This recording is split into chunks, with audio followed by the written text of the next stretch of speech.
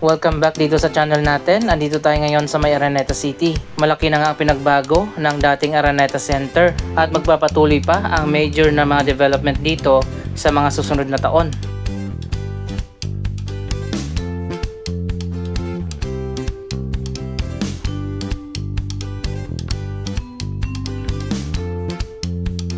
Yung lumang sinihan dito ay naging performance theater na.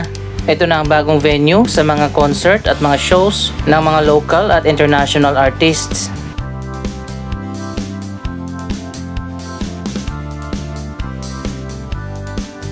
Ang Araneta Coliseum ay nagkaroon na rin ng major na rehabilitation. Mas marami na ngayon ang mga bagong entrance at exit na connected sa bagong Gateway Mall 2. Marami na din ang mga residential condominium na naitayo dito, katulad ng Manhattan Garden City na collaboration ng Araneta Group at ng Mega World.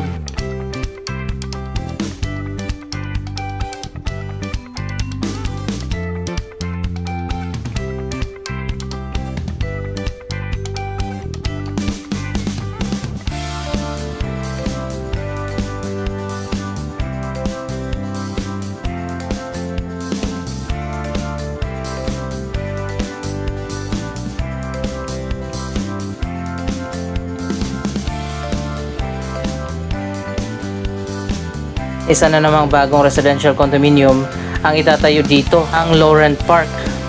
Nasa pre-selling na yata yung condo project na yan. Dito nakatayo dati noon ang Araneta Bus Terminal na nasunog at ngayon ay tatayuan na ng bagong condo.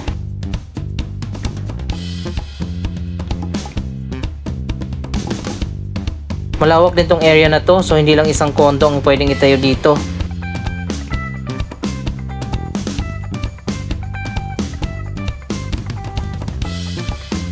May terminal pa rin naman dito pero para sa mga modern jeepney na lang. Ang mga biyahe ng modern jeepney dito ay galing sa iba't ibang mga city sa Metro Manila papunta dito sa Cubao. Yung mga provincial bus na gumagamit dati dito sa bus terminal ay wala na ngayon.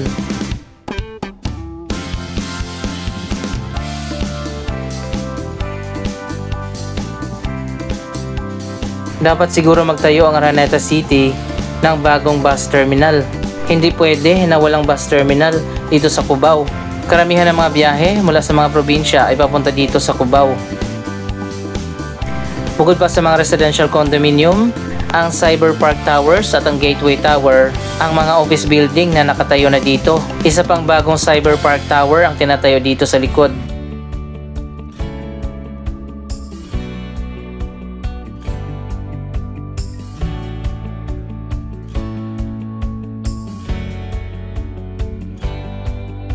Yung building dito sa gitna ng Araneta City, kung saan majority nito ay occupied dati ng Shopwise, na ngayon ay lumipat na sa bagong Gateway Mall 2. Ito ay naging indoor theme park na ngayon ang Fiesta Carnival.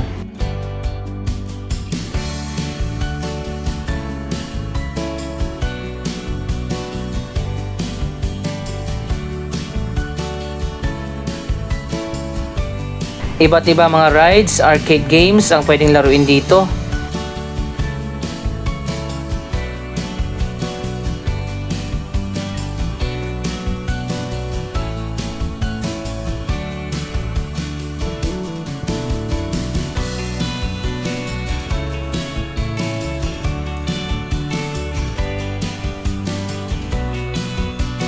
Kung mahilig kayo dito sa theme park, dito na kayo pumunta sa bagong Fiesta Carnival.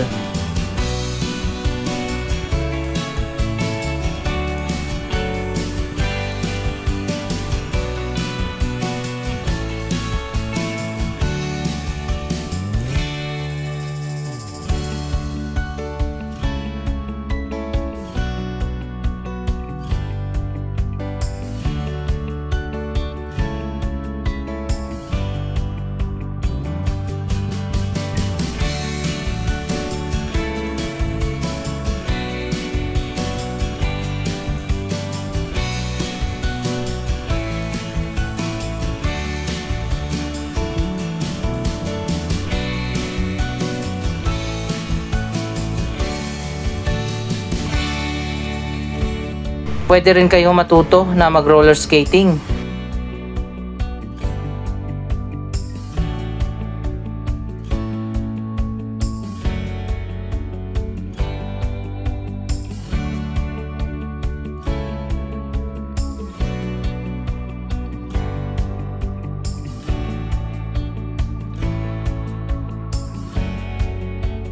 Marami ding billiard tables dito.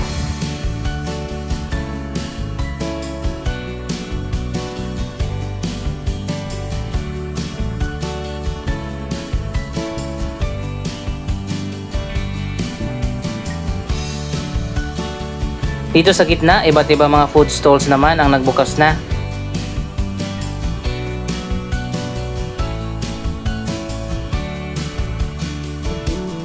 Ito naman ang malawak na trampoline park. Tiyak na mag-i-enjoy kayo dito.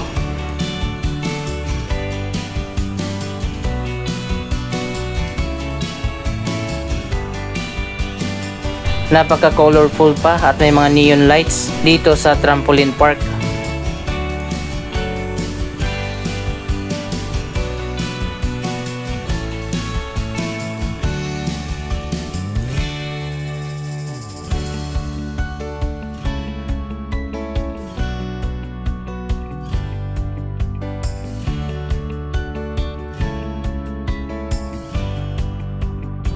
May wall climbing din kung gusto nyo ng ganyang adventure.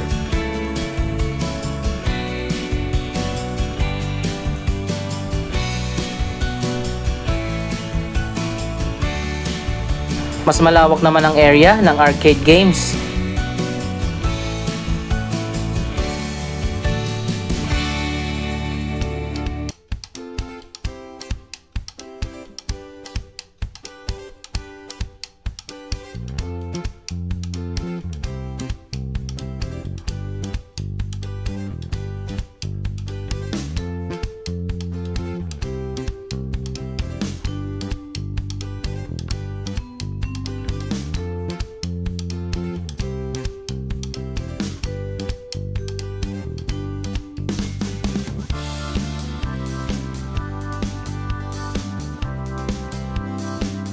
May 4 din na karaoke booth.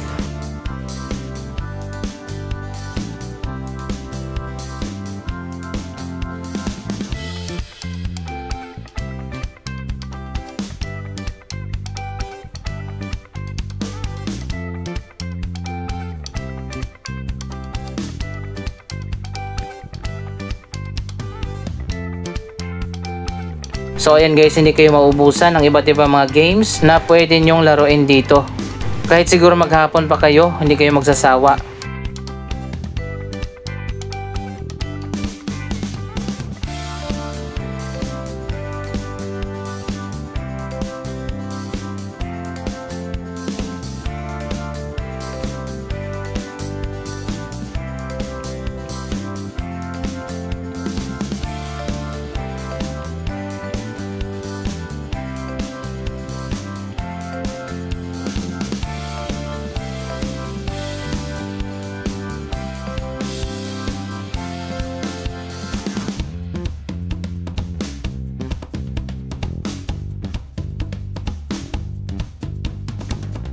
Dito naman sa kabila ang iba't ibang mga rides.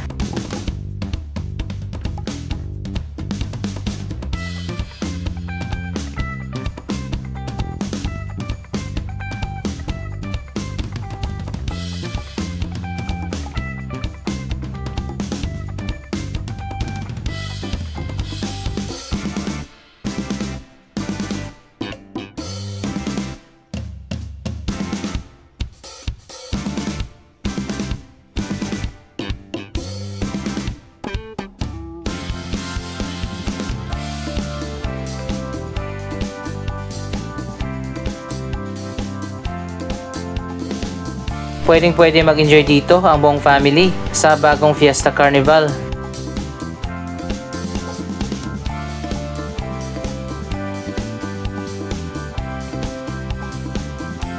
Mas accessible pa pumunta dito dahil may LRT at MRT at hindi na kailangan pang pumunta doon sa Star City o kaya Enchanted Kingdom na malayo.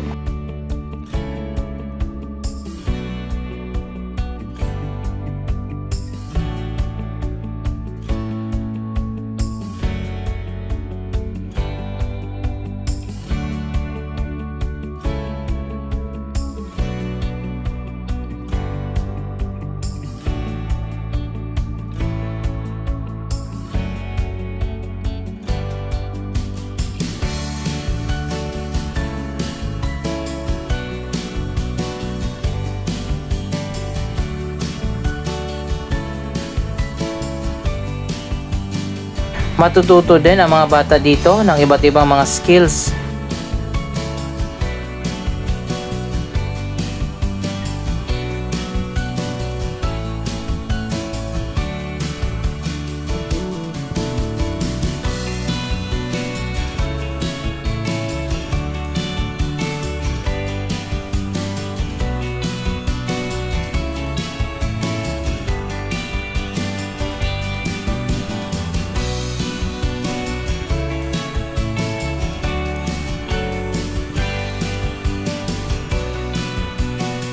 Anyway, kung may time kayo, bisitahin nyo na lang ang Fiesta Carnival dito sa dating Shopwise Supermarket.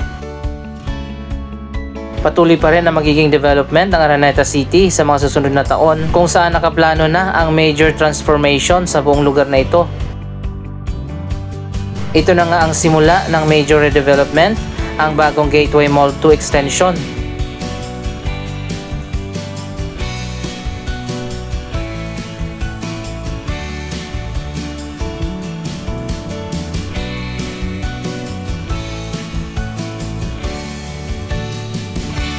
Napakaganda na dito ngayon. Ito naman ang Sky Garden sa taas ng mall.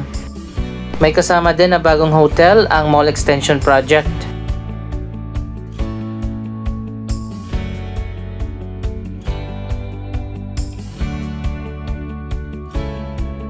Andito tayo sa rooftop ng mall. Napakaganda pala ng view dito.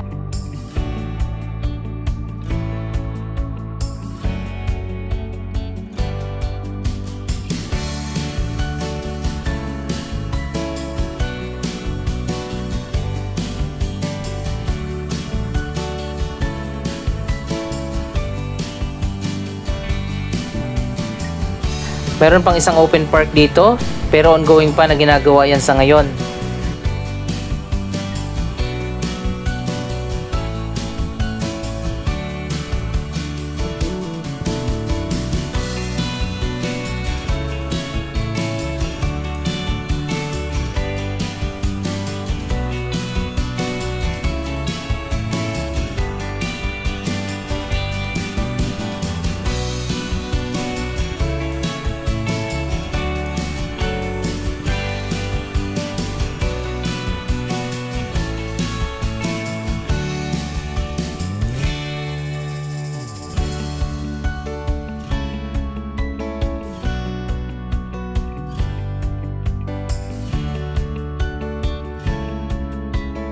Bukas na pala ang bagong Ibis Styles Hotel na connected dito sa mall.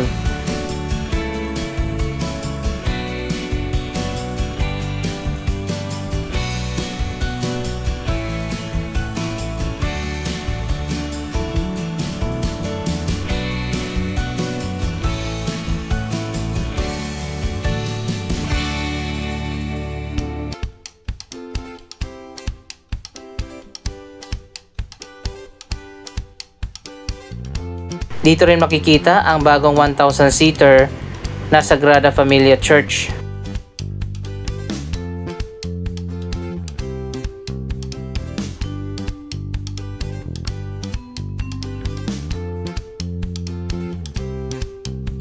Nasa 8 floors ang bagong Gateway Mall 2 extension.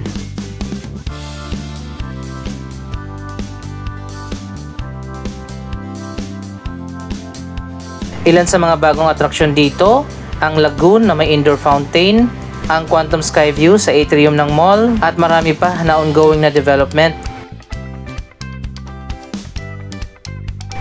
Yung iba pa mga restaurant, mga stores ay coming soon pa na magbubukas sa mga susunod na buwan.